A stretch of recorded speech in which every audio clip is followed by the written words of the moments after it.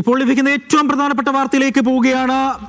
രാഹുൽ മാങ്കൂട്ടത്തിന്റെ മുൻകൂർ ജാമ്യാപേക്ഷയിൽ വിധി നാളെ. കേസ് മാറ്റിയത് വീണ്ടും വാദം കേൾക്കാൻ. അന്തിമ വാദം കേട്ട ശേഷം നാളെ വിധി ഉണ്ടാകുമെന്നാണ് ഈ മണിക്കൂറിൽ വരുന്ന ഏറ്റവും പ്രധാനപ്പെട്ട വാർത്ത. നാളെയാണ് ഇതുമായി ബന്ധപ്പെട്ട് കോടതി വിധി പറയുക. സെഷൻസ് കോടതിയിൽ നിന്നും വിധി നാളെ ഉണ്ടാകും. ലൈംഗിക പീഡന കേസിൽ രാഹുൽ മാങ്കൂട്ടത്തിൽ നൽകിയ മുൻകൂർ ജാമ്യാപേക്ഷയിലാണ് വിധി നാളെ പറയുക. വിജിനുണ്ട് വിവരങ്ങൾ നൽകാനായി. വിജിൻ, ഈ കേസ് മാറ്റിയത് വീണ്ടും വാദം കേൾക്കാൻ വേണ്ടി തന്നെയാണോ? അന്തിമ വാദം കേട്ട ശേഷമായിരിക്കില്ലേ നാളെ കോടതി ഇതുമായി ബന്ധപ്പെട്ട വിധി പുറപ്പെടുവിക്കുക?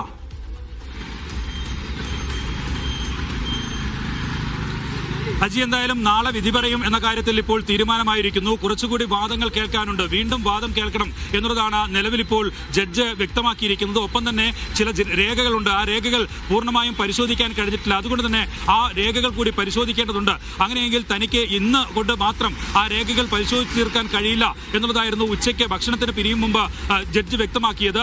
ഒപ്പം തന്നെ ആ ഘട്ടത്തിൽ പ്രതിഭാഗം ആവശ്യപ്പെട്ടത് അങ്ങനെയെങ്കിൽ വിധി പറയും വരെ അറസ്റ്റ് തടയണം എന്നുള്ളതാണ്. പക്ഷേ പ്രോസിക്യൂട്ടർ വ്യക്തമാക്കിയത് അതിൽ തനിക്ക് ഉറപ്പ് നൽകാൻ കഴിയില്ല. പക്ഷേ കാരണം അത് പോലീസിന്റെ നടപടിക്രമത്തിന്റെ ഭാഗമാണ്. അക്കാര്യത്തിൽ ഉറപ്പ് നൽകാൻ കഴിയില്ല എന്നുള്ളതായിരുന്നു ഉച്ചയ്ക്ക് മുമ്പ് വ്യക്തമാക്കിയത്. അതിനുശേഷം ഇപ്പോൾ നേരെ ജഡ്ജ് ചേംബറിലേക്ക് ചെല്ലുകയും ചേംബറിൽ ചില രേഖകൾ പരിശോധിക്കുകയും ഒക്കെ ചെയ്തു. അതിനുശേഷം ഇപ്പോൾ തിരികെ കോടതി ചേർന്നപ്പോഴാണ് ഇപ്പോൾ നാളെ വിധി പറയാം, നാളെ കൂടുതൽ വാദങ്ങൾ കേൾക്കാം എന്നുള്ള തീരുമാനം ഇപ്പോൾ ജഡ്ജ് അറിയിച്ചിരിക്കുന്നത് എന്നുള്ളതാണ്. ഇപ്പോഴും നിലവിൽ വാദങ്ങളും കോടതി നടപടികളും നടന്നുകൊണ്ടിരിക്കുകയാണ്. എന്തായാലും നാളെ വിധി പറയാനുള്ള തീരുമാനത്തിലേക്ക് എത്തിയിരിക്കുന്നു. നാളെ കൂടുതൽ വാദങ്ങൾ കേൾക്കും എന്നതും ഇപ്പോൾ ഉറപ്പായിരിക്കുന്നു. എന്തായാലും കൂടുതൽ രേഖകൾ പ്രതിഭാഗവും ഒപ്പം തന്നെ പ്രോസിക്യൂഷനും നൽകിയ രേഖകൾ ഒരുപാട് പരിശോധിക്കാനുണ്ട്. അതിൽ സാങ്കേതികമായി പരിശോധന നടത്തേണ്ടതുണ്ട്. ഒപ്പം തന്നെ സ്ക്രീൻഷോട്ടുകൾ, വീഡിയോകൾ ഉൾപ്പെടെയുള്ളവ, ഓഡിയോ സന്ദേശങ്ങൾ ഉൾപ്പെടെയുള്ളവ, അതിന്റെ പരിശോധന റിപ്പോർട്ടുകൾ ഉൾപ്പെടെയുള്ളവ ഒക്കെ പരിശോധിക്കാനുണ്ട്. അതുകൊണ്ട് തന്നെ അതൊക്കെ പരിശോധിച്ച ശേഷമായിരിക്കും രാഹുൽ മാങ്കൂട്ടത്തിന്റെ ഈ പീഡന പരാതിയിൽ മുൻകൂർ ജാമ്യാപേക്ഷയിൽ ഇപ്പോൾ വിധി പറയുക. അത് നാളെ ആയിരിക്കും ഉണ്ടാവുക എന്ന കാര്യമാണ് ഇപ്പോൾ കോടതി വ്യക്തമാക്കുന്നത്.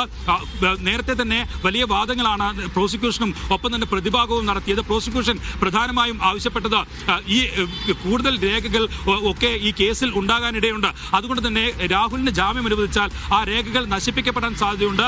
ഒപ്പം തന്നെ സാക്ഷികളെ സ്വാധീനിക്കാൻ സാധ്യതയുണ്ട്. ഇതുവരെയും രാഹുൽ ഒളിവിലാണ് നിൽക്കുന്നത്. കേസുമായി സഹകരിക്കാൻ ഇതുവരെയും തയ്യാറായിട്ടില്ല. അതുകൊണ്ട് രാഹുൽ മാങ്കൂട്ടത്തിൽ ജാമ്യം അനുവദിക്കരുത് എന്നുള്ള ആവശ്യമായിരുന്നു പ്രോസിക്യൂഷൻ കോടതിയിൽ ആവശ്യപ്പെട്ടത്. അതിനുശേഷം പ്രതിഭാഗം വ്യക്തമാക്കിയത് ഇതൊരു രാഷ്ട്രീയ പ്രേരിതമായ കേസാണ്. ഉഭയകക്ഷി ബന്ധത്തിന്റെ അടിസ്ഥാനത്തിൽ ഉഭയകക്ഷി താല്പര്യത്തിന്റെ ഭാഗമായിട്ടുണ്ടായ ലൈംഗിക ബന്ധം മാത്രമേ നടന്നിട്ടുള്ളൂ. ലൈംഗിക ബന്ധത്തിന് ഇടയിലുണ്ടായ മുറിവുകൾ ഒക്കെയാണ് ശരീരത്തിലുള്ളത്. അല്ലാതെ ആക്രമിക്കുകയോ ഏതെങ്കിലും തരത്തിൽ ഭീഷണിപ്പെടുത്തുകയോ ചെയ്തിട്ടില്ല എന്നുള്ള കാര്യമാണ്. ഒപ്പം തന്നെ ഗർഭചിത്രം നടത്താൻ പ്രേരിപ്പിക്കുകയോ ഗർഭചിത്രം നടത്താൻ നിർബന്ധിക്കുകയോ ഒന്നും ചെയ്തിട്ടില്ല എന്നുള്ള കാര്യവും നിലവിൽ ഇപ്പോൾ പ്രതിഭാഗം കോടതിയിൽ ബോധിപ്പിച്ചിട്ടുണ്ട്. എന്തായാലും ഇക്കാര്യത്തിൽ ഉൾപ്പെടെയുള്ള ശാസ്ത്രീയ പരിശോധനകൾ, രേഖകളുടെ പരിശോധനകൾ ഒക്കെ പൂർത്തിയാക്കേണ്ടതുണ്ട് എന്നാണ് കോടതി ആ ഘട്ടത്തിൽ പറഞ്ഞത്. കൂടുതൽ വാദങ്ങൾ ഇക്കാര്യത്തിൽ കേൾക്കേണ്ടതുണ്ട് എന്ന കാര്യവും കോടതി വ്യക്തമാക്കി. അതിന്റെ അടിസ്ഥാനത്തിലാണ് നിലവിൽ ഇപ്പോൾ നാളെ വിധി പറയാനും കൂടുതൽ വാദങ്ങൾ നാളെ കൂടി കേൾക്കാനുമുള്ള തീരുമാനത്തിലേക്ക് കോടതി എത്തിച്ചേർന്നിരിക്കുന്നത്. അജി, വിജിൻ സൂചിപ്പിച്ചതുപോലെ തന്നെ അടച്ചിട്ട മുറിയിൽ 1.5 മണിക്കൂർ നീണ്ട വാദപ്രതിവാദത്തിന് ഒടുവിലാണ് കൂടുതൽ രേഖകൾ ഹാജരാക്കാൻ പ്രോസിക്യൂഷനോട് കോടതി ആവശ്യപ്പെട്ടത്.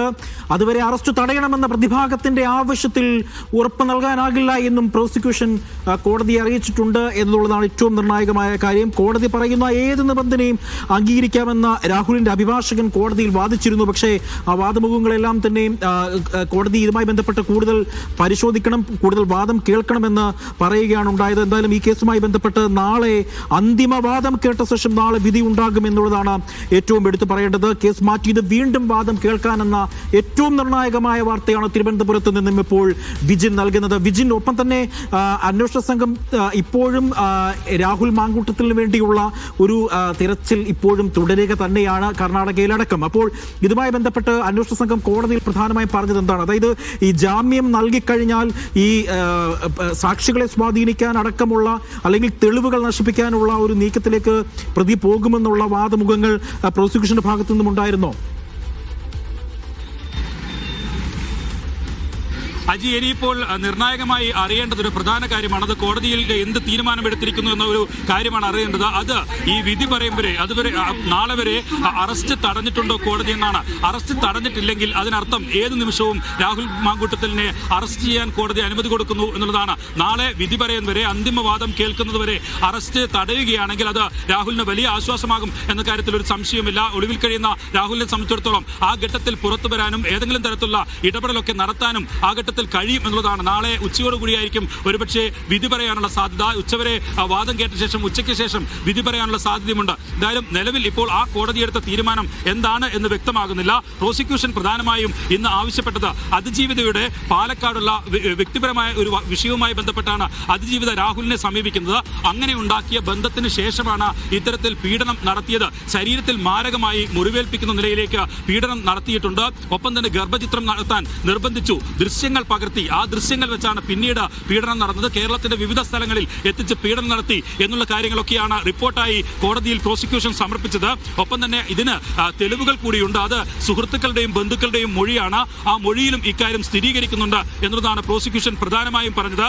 ഒപ്പം തന്നെ രാഹുൽ മാങ്കൂട്ടത്തിൽ ഒരു ഘട്ടത്തിലും ഈ കേസുമായി സഹകരിച്ചിട്ടില്ല. പരാതി വന്ന മുതൽ രാഹുൽ മാങ്കൂട്ടത്തിൽ ഒളിവിലാണ്. പ്രോസിക്യൂഷൻ ഇക്കാര്യത്തിൽ പ്രധാനമായും ആവശ്യപ്പെട്ട മറ്റൊരു കാര്യം, ഇദ്ദേഹം സ്ഥിരം കുറ്റവാളിയാണ്. ഇത് ഒരു വിഷയത്തിൽ ഒരു തവണ മാത്രമുണ്ടായ വിഷയമല്ല. ഒരു സ്ഥിരം കുറ്റവാളിയാണ് രാഹുൽ മാങ്കൂട്ടത്തിൽ എന്ന കാര്യം ഉൾപ്പെടെ പ്രോസിക്യൂഷൻ കോടതിയെ ബോധിപ്പിക്കാൻ ശ്രമിച്ചിട്ടുണ്ട്. അതിൽ ഈ പ്രതിഭാഗം പ്രധാനമായും ഉന്നയിച്ചത് രാഷ്ട്രീയ പ്രേരിതമാണ്. CPM-ന്റെയും BJP-യുടെയും ഗൂഢാലോചനയുടെ ഭാഗമാണ്.